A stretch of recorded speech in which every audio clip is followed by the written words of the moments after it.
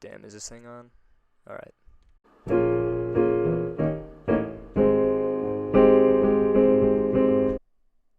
I often get obsessed with things that I can't have, such as money, fame, girls, and etc. But when I finally get a grasp on one of these, I start to get bored and then I end up throwing it away. After throwing it away, I see it move on and I'm right back to being obsessed.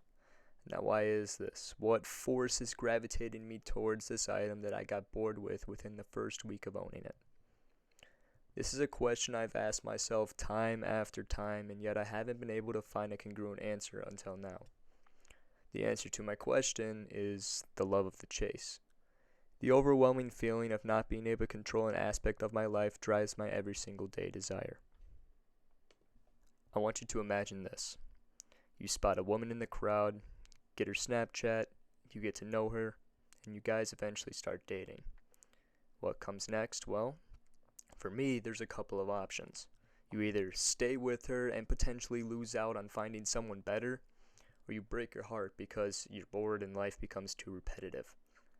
9 times out of 10, I'm choosing that second option because it's simply more interesting. Yet I find myself in a deep depressive state anytime that girl moves on. Hence giving this phenomenon the name, the chase. I'm always running after something I can't have, then looking for the next big thing. Though I'm self-aware of this problem, I always seem to egg myself on, putting my well-being and the well-being of others in the front line. Is it because I'm simply a narcissist, or is there something deeper that I'm not seeing? For anyone confused at this point, here's a dumbed-down version. I like to play the piano, but I don't know how to read the music. So I result in watching YouTube tutorials until I decide to master my piece. Once the piece that I just spent countless hours learning is mastered, I feel as if I don't get to enjoy the fact that I just learned something new. Rather, I'm bored of playing this piece as I start to look for the next song that I want to learn. Time passes and I lose the ability to play the piece that I once spent hours and hours on learning, which sends me right back to the YouTube video that taught me it in the first place.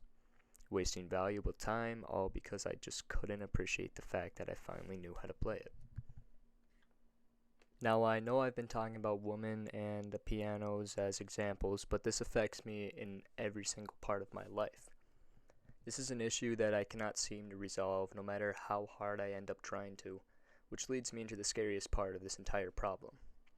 How am I supposed to function in a society where repetitiveness is how people end up making a living? If I can't seem to play a piano piece once it's learned, how am I supposed to be motivated to go out of bed every single morning and live an endless cycle until I die? I know I'm not the only one who thinks about this, and I definitely won't be the last. Do I want to live a life where I'm constantly doing the same stuff every single day? Or do I want to travel the world, meet new people, see new things, experience the unexperienced? Unfortunately, this problem doesn't seem to have a definitive answer. People praising that dropshipping saved their lives and that people should spend hundreds of dollars on their courses, or the people who work 9 to 5s every single day who have seemingly given up and accepted their fate.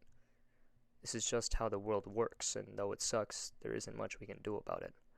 My one video isn't going to change the perspective of the world, as that takes millions and billions of people to agree with the message that I'm conveying. So as I conclude this small video, I encourage you to listen to the words I have to say and deeply consider the true meaning. I don't think I'm some prophet, nor do I think that the people who are forced to work 9 to 5s are doing anything bad. This is just how the world functions. There's not much we can do to change it.